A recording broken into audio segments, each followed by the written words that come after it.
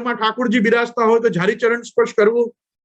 मेरे खुद के देखे हुए लोग हैं, हजारों वैष्णव घर के बच्चे झारी चरण स्पर्श नहीं करते, भाग जाते। क्यों? पहले पहले तो उनकी प्रॉब्लम जेन्युइन होती है, ठाकुर जी जगने के पहले उनकी स्कूल होती है। ये स्कूल से एक दिन के लिए उनको संडे मिलता है, वो संडे में बिगड़े हुए माँ बाप ये आग्रह, ना बेटा आज तो तू सोई जा, व्यवस्थित सोई जा। वो जगते हैं तब तक राजभोग हो चुके होते हैं, वो जगते हैं तब तक ठाकुर जी पहुंच चुके होते हैं। अब उनको 7 दिन में ठाकुर जी मिले कब? और ऐसे उनके 10 साल निकले। कितने साल निकले? 10 साल। 10 साल वो स्कूल ही जाते रहे, घर आके संडे को सोते रहे, ठाकुर जी जग के अपने समय पे पहुंचते रहे। अब बच्चे का और ठाकुर जी का इंटरेक्शन कब हुआ? बच्चे का और ठाकुर जी का तो कोई इंटरेक्शन ही नहीं हुआ। अब जब बच्चा और ठाकुर जी मिले ही नहीं तो उसको लागणी क्या?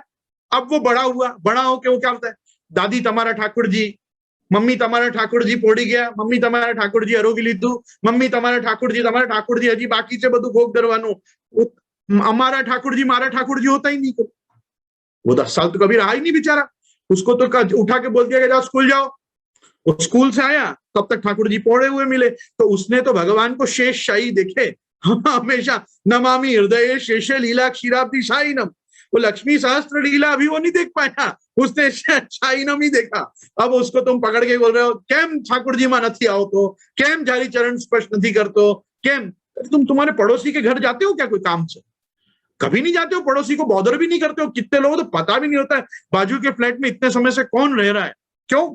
अरे हमारा जाना अलग, आना अलग, हमारा काम अलग, धाम अलग, हमको क्या मतलब पड़ोसी का? पड़ोसी वत जिस घर में ठाकुर जी रहते हो, ऐसे घर के बच्चों को मैं व्यक्तिगत रूप से पर्सनली जानता हूं, बहुत पर्सनली जानता हूं। क्यों?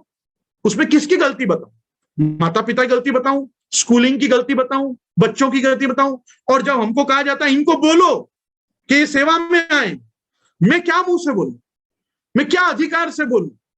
तुम्हारे पैटर्न ऑफ लिविंग, तुम्हारे स्टैंडर्ड ऑफ लिविंग, तुम्हारे एक्शंस ऑफ लिविंग ऐसे रहे हैं कि जिसमें बच्चे का और ठाकुर जी का कोई आधार संबंध ही नहीं रहा है। ब्रह्म संबंध जरूर रहा है पर आधार संबंध नहीं रहा है। आधार संबंध मतलब ये मेरी जवाबदारी है, मैं जगा के स्कूल जाऊं, मैं ठाकुर जी को मंगल भोग धर के स्कूल जाऊंगा, चाहे मुझे 4 बजे उठना पड़े, 5 बजे उठना पड़े, 6 बजे उठना पड़े, मैं मंगला करा के मंगल भोग धर के चरण स्पर्श करके स्कूल जाऊंगा।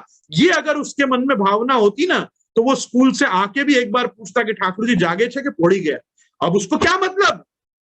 अब क्या मतलब? तो कॉलेज पार करके बाहर चला गया, अब उसको उसका मन उसकी युवती में है, युवती के बाद नौकरी में है, नौकरी के बाद डेवलपमेंट में है, डेवलपमेंट से और अच्छी प्रॉपर्टी खरीदने में है, धंधा और बढ़ाने में है। और इन सब के साथ उसको क्या मिल रहा है?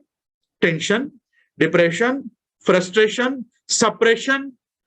चाहता है तो वेकेशन नहीं ले पाता है, चाहता है तो घूमने नहीं जा पाता है, चाहता है बड़ों के साथ नहीं बैठ पाता है, बड़े उसके साथ नहीं बैठ पाते हैं। एक जनरेशन गैप डेवलप होता है। वो जनरेशन गैप उसको बहुत हानिकारक होता है, क्योंकि वो जनरेशन गैप में तुम उसके साथ कोई भी संवाद स्थापित करोगे, वो संवाद में क्या बोलेगा? मम्मी तमने खबर नहीं पड़े, पप्पा तमने आमा खबर नहीं पड़े।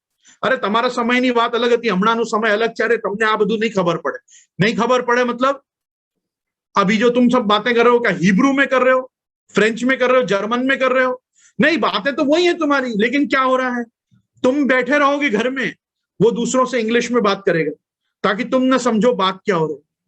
परिस्थिति ऐसी डेवलप, क्योंकि संवाद नहीं है ना, कोई प्रकार का हेल्दी संवाद नहीं है। और अब वो आर्टिफिशियल इंटेलिजेंस ने तुम्हारा सारा दिमाग हाईजैक कर लिया।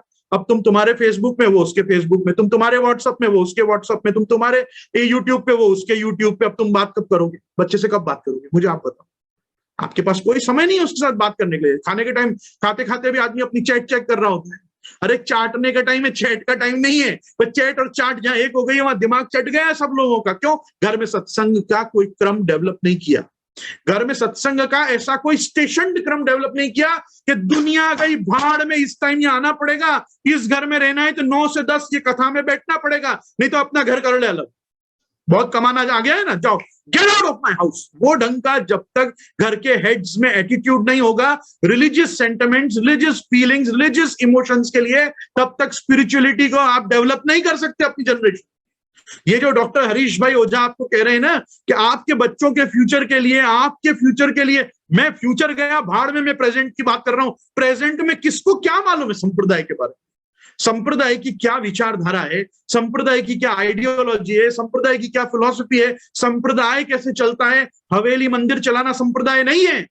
संप्रदाय चलाना है लोगों में दो कंठी तिलक के प्रति आग्रह डेवलप करना, लोगों के प्रति शिखा रखने का आग्रह। सनातन हिंदू धर्म में है तो तेरे माथा पे चोटी होनी चाहिए, बाल उड़ जाए तो भी चोटी रहनी चाहिए।